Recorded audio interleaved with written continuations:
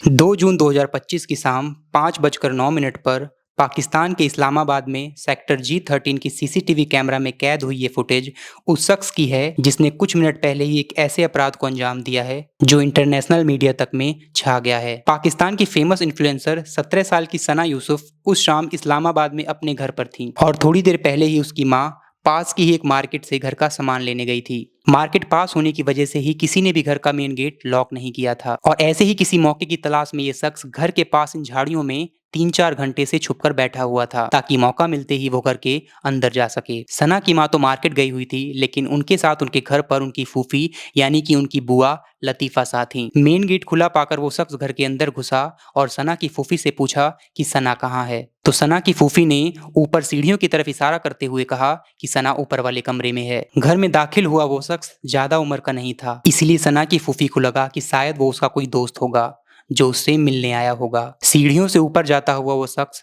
सना को आवाज देते हुए रूम से बाहर बुलाने लगा और उसके कुछ समय बाद वो सना से झगड़ने लगा। ग्राउंड फ्लोर पर मौजूद सना की फूफी पानी लेकर ऊपर जा ही रही थी कि तभी अचानक उनके कानों में कुछ शब्द पड़े जिसमें सना उस लड़के से कह रही थी कि पहले तुम शांत हो जाओ और आराम से बैठकर पानी पियो और यहाँ पर ऐसा कुछ मत करना क्योंकि घर के अंदर और घर के बाहर हर जगह सीसीटीवी कैमरा लगे हुए हैं। बस यही वो आखिरी शब्द थे जो सना की फूफी को सीढ़ी चढ़ते हुए सुनाई दिए थे और इसके कुछ सेकंड बाद ही 2 गोलियां चलने की आवाज आई और सना की फूफी जैसे ही दौड़कर सना के रूम में गई तो वहां पर सना जमीन पर खून से लथपथ तड़प रही थी और वो लड़का जमीन पर पड़ा सना का फोन उठा रहा था। सना की फूफी को देखकर वो लड़का सना की फूफी की तरफ बंदूक तानकर उन्हें डराकर वहां से भाग गया। इसने सना की चेस्ट पर 2 गोली मारी थी। शोर सुनकर आसपास के लोग तुरंत मौके पर पहुंच गए और कुछ ही देर बाद सना की माँ भी वहां पर आ गईं जो ये मंजर देखकर सहम गईं। सना को तुरंत हॉस्पिटल ले जाया गया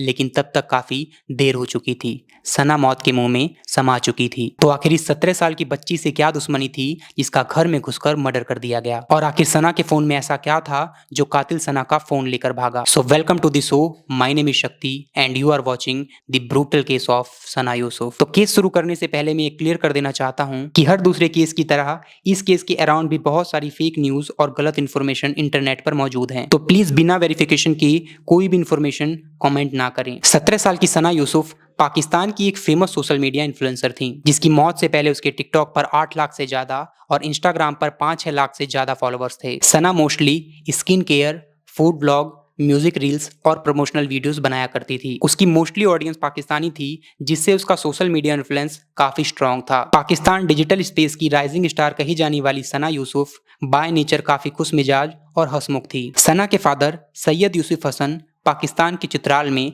एक गवर्नमेंट ऑफिसर हैं। सना की मां फरजाना यूसुफ एक होम मेकर होने के साथ साथ अपनी बेटी की सोशल मीडिया को मैनेज करती थीं। सना का सपना डॉक्टर बनने का था जिसने लास्ट ईयर 2024 में अपना 12th कंप्लीट किया था। उसका एक 15 साल का भाई भी था जो कि उस वक्त अपने फादर के साथ चित्राल में था। जिंदगी में सब कुछ अच्छा चल रहा था लेकिन साल भर पहले सना के पास इंस्टाग्राम पर एक मैसेज आता है और यहीं से इसकी शुरुआत होती है और वो मैसेज था 21 साल के उमर हयात का। उमर हयात का सना के साथ कैसे कनेक्शन हुआ ये जानने से पहले जानते हैं उमर हयात के बैकग्राउंड के बारे में। उमर हयात अपने पिता की चौथी शादी से हुआ सबसे छोटा बेटा था। उमर की माँ 2 साल पहले ही गुजर गई थी और उसके फादर रिटायर गवर्नमेंट एम्प्लॉय थे जिन्हें पेंशन मिलती थी और उमर उन्हीं पेंशन के पैसों पर अयाशी करता था। वो कुछ नहीं करता था, बस सारा दिन आवारागर्दी किया करता था। उमर को दिखावेबाजी का बहुत शौक था और यही रीजन था कि उसके पिता को हाल ही में एक प्लॉट बेचने पर जो पैसे मिले थे उससे उमर ने आईफोन खरीदा था और इतना ही नहीं, वो उन पैसों से किराए पर कार लेकर आता और इंस्टाग्राम पर लड़कियों को कॉलैब के नाम पर इनवाइट करता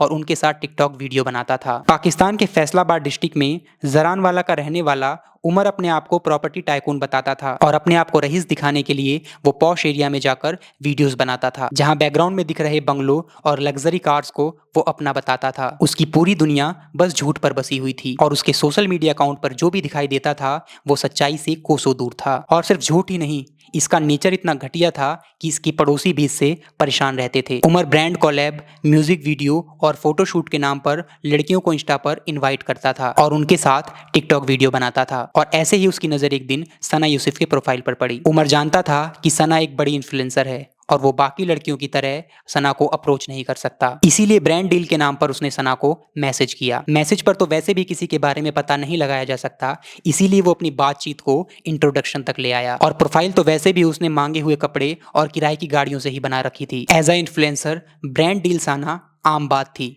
और सना ने भी उसे इसी तरह लिया। लेकिन थोड़ी बातचीत के बाद उमर ने यह गलतफहमी पाल ली कि बाकी लड़कियों की तरह ही सना भी उससे मिलने आ जाएगी। लेकिन सना ने बहुत ही पोलाइटली उसे मिलने से साफ मना कर दिया। लेकिन शायद उमर जैसे लड़के नो का मतलब नहीं समझते, इसीलिए वो अलग अलग तरीके से सना से मिलने के बहाने बनाता रहा। वो उससे हर बार कहता कि मेरे पास कुछ ब्रांड ऑफर्स हैं जो आपको शायद पसंद आएंगे, लेकिन सना उसे हर बार ये कहकर मना कर देती कि भाई मेरे पास वक्त नहीं है, मैं बहुत बिजी रहती हूँ। उमर अपने दोस्तों से हमेशा कहता था कि भाई मैं इस लड़की से मिलना चाहता हूँ, लेकिन ये लड़की भाई भाई कहकर हमेशा मना कर देती है। उमर का सना को लेकर ऑब्सेशन पागलपन की तरफ बढ़ता जा रहा था, जो कि सना उसकी हरकतों से भांप चुकी थी। वो दिन भर सना को इंस्टा पर वॉइस मैसेज करता, टेक्स्ट मैसेज करता और बस मिलने की जिद करता था। सना बेवाक लड़की थी और उसने इस बात का जिक्र अपने घर पर भी किया था कि एक लड़का उसे फोन और मैसेज करके परेशान करता है। लेकिन एक सोशल मीडिया इन्फ्लुएंसर होने के नाते वो इस तरह के मैसेजेस और क्रीप हरकतों से पहले भी रूबरू हो चुकी थी और इसीलिए सना ने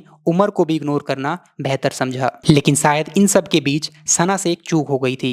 उसने बातों ही बातों में उमर को ये बता दिया था कि वो कहाँ रहती है और सना की तरफ से अपलोड हर वीडियो से उमर को धीरे धीरे सना से जुड़ी हर बातें खुद ब खुद पता चल रही थी। और इसका खामियाजा ये हुआ कि 29 मई 2025 को सना का बर्थडे था और उसके लिए पागल हुआ उमर उसके लिए ढेर सारे गिफ्ट्स खरीदकर इस्लामाबाद के पिंड से एक फॉर्च्यूनर कार रेंट पर लेकर अपने घर जरानवाला से 332 किलोमीटर दूर इस्लामाबाद सना के घर पहुंच जाता है। यूं अचानक से उमर को अपने दरवाजे पर देख सना शॉक्ड रह जाती है, लेकिन सना ने उससे ना केवल मिलने से मना कर दिया बल्कि अपने घर वालों से कहकर उसे बाहर से ही लौटा दिया। बस यही वो वक्त था जब उमर का मेल ईगो हर्ट हो गया। वही टॉक्सिक मेल ईगो जिसमें लगता है कि लड़की की हिम्मत कैसे हुई मुझे ना कहने की, ये होती कौन है मुझे मना करने वाली। और ऐसे ही लड़कों का सनक जब दिमाग में दौड़ता है तो उन्हें लगता है कि अगर ये मेरी नहीं हुई तो इसे मैं किसी की नहीं होने दूंगा। और उसकी सनक तब और बढ़ गई जब सना ने अपने बर्थडे सेलिब्रेशन का ये वीडियो सोशल मीडिया पर अपलोड किया। उसे लगा कि मैं इतने दूर से उसके लिए इतने सारे गिफ्ट लाया था पर मुझे बेइज्जत कर खुद आराम से बर्थडे सेलिब्रेट कर रही है। दिमाग में पल रही सनक के कारण उसका मन बस अब सना से बदला लेने का करने लगा। 2 जून 2025 की दोपहर से ही वो सना के घर के आसपास मंडराने लगा और नजर रखे हुए था कि या तो सना घर से बाहर आ जाए या फिर उसके घर का मेन गेट खुला मिल जाए। और आखिर घंटों इंतजार करने के बाद उसके हाथ वो मौका लग ही गया जब सना की माँ घर से बाहर निकली और घर का मेन गेट अनलॉक रह गया। घर में मौजूद सना की फूफी यानी कि बुआ उसे पहचानती नहीं थी और कम उम्र का होने के चलते उन्होंने उसे सना का दोस्त समझने की गलती कर दी। उमर सना का मर्डर करने के इरादे से ही आया था, इसीलिए वो अपने साथ एक लोडेड पिस्टल भी लाया था। सना के सीने पर 2 गोलियां मारकर उसने सना को मौत के घाट उतार दिया और वहां से उसका फोन लेकर भाग गया। शुरुआत में किसी को ये नहीं पता था कि ये मर्डर करने वाला शख्स आखिर कौन है। फिर medium height, slim body, black T shirt और ट्राउजर पहने एक लड़के की आइडेंटिटी मेंशन की गई, पर कोई प्रॉपर आइडेंटिटी ना होने के चलते पुलिस ने 113 सीसीटीवी कैमरा के फुटेज को रिव्यू किया और 20 घंटे के बाद जरानवाला से सना के कातिल उमर हयात को अरेस्ट कर लिया गया और उसके पास से एक पिस्टल और सना का फोन भी बरामद हुआ। उमर को पिस्टल कहां से मिली और किसने दी, पुलिस इसकी तलाश कर रही है। उमर सना के फोन को लेकर इसलिए भागा था ताकि वो उसके सारे कॉल मैसेजेस और सारा डेटा रिमूव कर सके। पुलिस के सामने उमर ने अपने जुर्म को कबूल कर लिया और इसी बेस पर पुलिस ने पर्सनल इजेक्शन को प्राइमरी मोटिव बताया और ये पर्सनल इजेक्शन की न्यूज न केवल पाकिस्तानी मीडिया पर बल्कि इंटरनेशनल मीडिया पर छा गई। सना आज हमारे बीच नहीं है, लेकिन हमें उम्मीद करते हैं कि उसके गुनहगार को कड़ी से कड़ी सजा मिलनी चाहिए। और अगर आप भी इस तरह की क्राइम वीडियोस देखना पसंद करते हैं तो हमारे चैनल को सब्सक्राइब जरूर कर लें।